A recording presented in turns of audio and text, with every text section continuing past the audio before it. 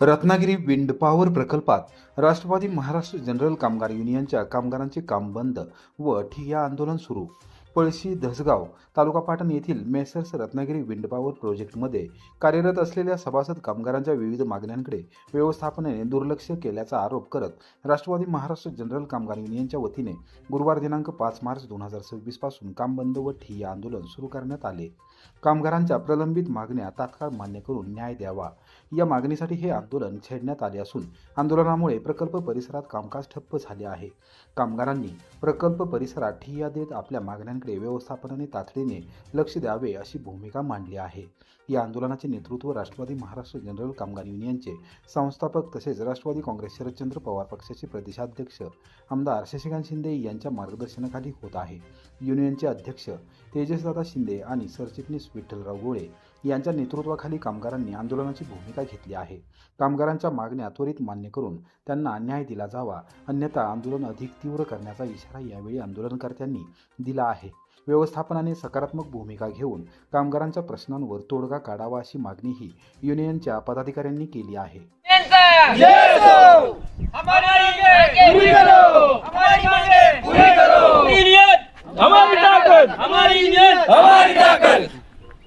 आमच्या मागण्या मान्य करा, मान्य करा, मान्य करा. आमच्या मागण्या मान्य करा, नाहीतर खुर्ची खाली करा. कामगार एकजुटीचा विजय असो, कामगार एकजुटीचा विजय असो. हमारी मांगे पूरी करो, हमारी मांगे पूरी करो. हमारी युनियन हमारी ताकद. राष्ट्रवादी जनरल कामगार युनियनचा विजय असो, राष्ट्रवादी जनरल कामगार युनियनचा विजय असो, कामगार एकजुटीचा विजय असो, कामगार एकजुटीचा विजय असो. सह्याद्री साखर कारखान्याच्या चोराडे येथील शेतीतील कृत्रिम बुद्धिमत्ता प्रकल्पाची माजी मंत्री बाळासाहेब पाटील यांनी केली पाहणी. सह्याद्री सहकारी साखर कारखान्याच्या कार्यक्षेत्रात शेतीमध्ये आधुनिक तंत्रज्ञानाचा वापर वाढवण्यासाठी कृत्रिम बुद्धिमत्ता अर्थात AI आधारित प्रकल्प राबवण्याचा पुढाकार कारखाना व्यवस्थापनाने घेतला आहे. या पार्श्वभूमीवर कराड तालुक्यातील चोराडे येथील शेतात राबवण्यात येणाऱ्या प्रकल्पाची माजी मंत्री बाळासाहेब पाटील यांनी पाहणी केली. बाळासाहेब पाटील यांनी सांगितले की कमी उत्पादन खर्चात जास्तीत जास्त उत्पादन घेण्यासाठी आधुनिक तंत्रज्ञानाचा वापर अत्यंत महत्त्वाचा आहे. पुणे येथील वसंतदादा शुगर इन्स्टिट्यूट तसेच बारामती येथील कृषी विज्ञान केंद्र यांच्या माध्यमातून शेतीमध्ये कृत्रिम बुद्धिमत्तेचा वापर केल्यास दुष्काळी खटाव तालुक्यासारख्या भागातही शेती अधिक फायदेशीर होऊ शकते असा विश्वास त्यांनी व्यक्त केला. सह्याद्री सहकारी साखर कारखाना शेतकरी हिताचे विविध उपक्रम आणि नवनवीन योजना राबवत असल्याचेही त्यांनी यावेळी नमूद केले. या प्रकल्पामुळे शेतकऱ्यांना उत्पादन वाढवण्यासोबतच खर्चात बचत होण्यास मदत होईल असेही त्यांनी सांगितले.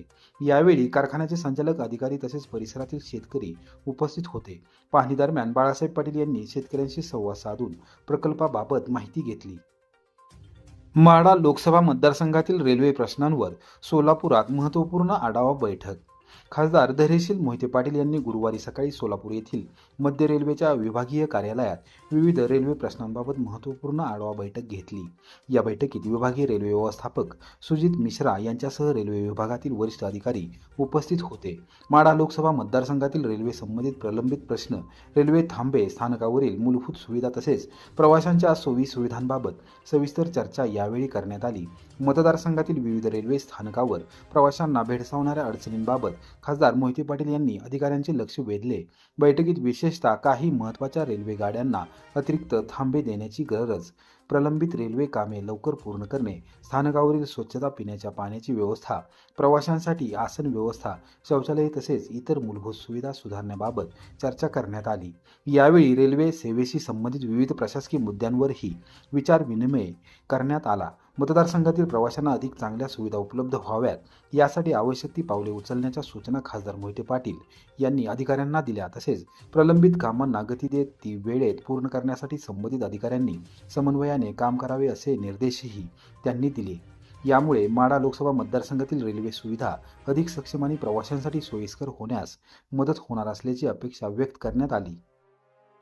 क्रांतिसिंह नाना पाटील जिल्हा सर्वसाधारण रुग्णालयाची OPD वेळ वाढवण्याची मागणी. जिल्हा शल्यचिकित्सकांना निवेदन सादर. सातारा येथील क्रांतिसिंह नाना पाटील सर्वसाधारण रुग्णालयाच्या बाह्यरुग्ण विभागाची अर्थात OPDची वेळ सकाळी 10 ते सायंकाळी 5 अशी ठेवावी अशी मागणी करणारे निवेदन मुख्यमंत्री देवेंद्र फडणवीस व आरोग्यमंत्री प्रकाश आंबेडकर यांना जिल्हाधिकारी कार्यालयामार्फत देण्यात आले.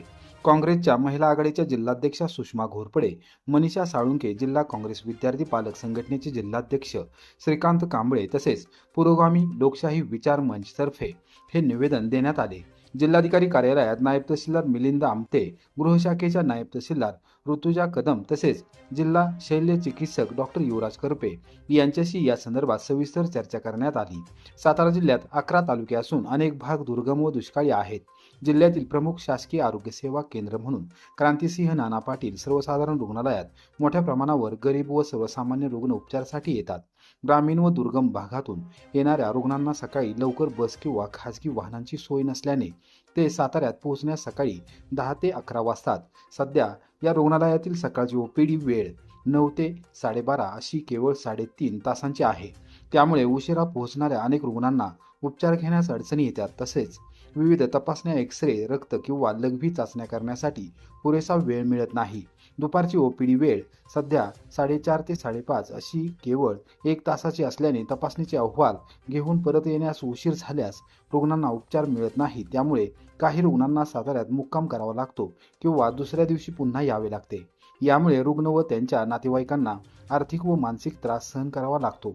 सरकारी कर्मचाऱ्यांना सलग 8 तास काम करण्याचा नियम असल्याने वैद्यकीय अधिकाऱ्यांनीही बाह्यरुग्ण विभागात सकाळी 10 ते सायंकाळी 5 या वेळेत उपस्थित राहून रुग्णांवर उपचार करावेत, अशी मागणी निवेदनात करण्यात आली आहे.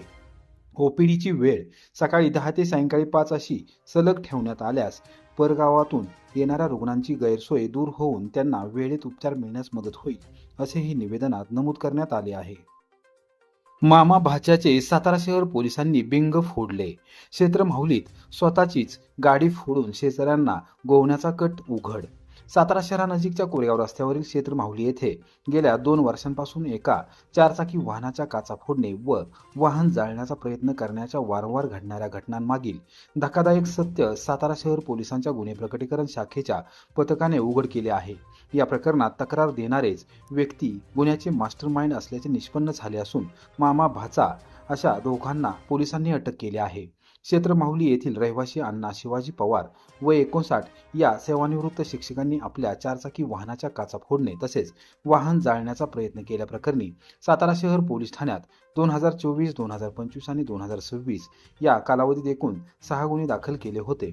रात्रीच्या वेळी चेहरा लपवून अज्ञात व्यक्ती वाहनावर दगडफेक करून काचा फोडत असल्याची तसेच एका वेळी वाहनावर पेट्रोल टाकून जाळण्याचा प्रयत्न केल्याची तक्रार त्यांनी दिली होती.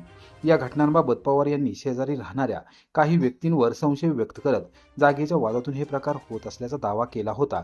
संबंधितांबाबत पोलीस तपासही करण्यात आला, मात्र घटनास्थळी ठोस पुरावे न मिळाल्याने गुन्हेगाराचा माग काढणे अवघड झाले होते. वारंवार होणाऱ्या घटनांमुळे तक्रारदार पवार यांनी पोलिसांच्या कामकाजाबाबत वरिष्ठ अधिकाऱ्यांकडे नाराजीही व्यक्त केली होती. दरम्यान प्रकरणाचे गांभीर्य लक्षात घेऊन पोलीस अधीक्षक तुषार दोशी, अप्पर पोलीस अधीक्षक डॉक्टर वैशाली कडूकर आणि उपविभागीय पोलीस अधिकारी राजीव नवले यांच्या मार्गदर्शनाखाली वरिष्ठ पोलीस निरीक्षक राजेंद्र मस्के यांनी गुन्हे प्रकटीकरण शाखेच्या पथकाला गुन्ह्याचा तपास करण्याच्या सूचना दिल्या होत्या. गोपनीय बातमीदारांच्या मदतीने तपास करत शिरवळ येथील सटवाई कॉलनीतील आकाश संजय इंगवले वय 28 या युवकास ताब्यात घेण्यात आले.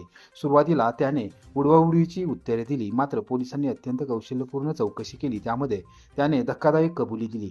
इंगवले हा तक्रारदार अण्णा पवार यांचा मानलेल्या बहिणीचा मुलगा असल्याचे समोर आले. पवार यांच्या सांगण्यावरूनच तो रात्रीच्या वेळी खंडाळा येथून येऊन वाहनाच्या काचा फोडत होता तसेच वाहन जाळण्याचा प्रयत्न करत होता, असे त्याने कबूल केले. गेल्या 2 वर्षात घडलेल्या सर्व 6 घटनांमध्ये त्याने सहभाग घेतल्याचेही त्याने मान्य केले. पवार यांच्या घराशेजारी राहणाऱ्या व्यक्तीशी जागेच्या कारणावरून वाद सुरू होता. त्या व्यक्तींना मानसिक व आर्थिक त्रास व्हावा तसेच त्यांनी तेथून निघून जावे या उद्देशाने पवार यांनी भाच्याकडून हे प्रकार करून घेतल्याचे तपासात उघड झाले. याशिवाय वाहनाच्या नुकसानीबाबत फायनान्स कंपनीकडून नुकसान भरपाईही घेतल्याचे समोर आले आहे. या प्रकरणात तक्रारदार अण्णा पवार यांचाही सहभाग आढळल्याने त्यांनाही सह आरोपी करण्यात आले आहे. सहाय्यक पोलीस निरीक्षक अविनाश माने, पोलीस उपनिरीक्षक सुधीर मोरे, पोलीस हवालदार निलेश यादव, सुजित भोसले, निलेश जाधव, विक्रम माने, प्रवीण कडव तसेच पोलीस कर्मचारी पंकज मोहिते, तुषार भोसले, सागर गायकवाड, सचिन रिटे, संतोष घाडगे, मच्छिंद्रनाथ माने, आशिकेश डोळस, वैभव माने, सुशांत कदम आणि सुहास कदम यांनी ही कारवाई केली.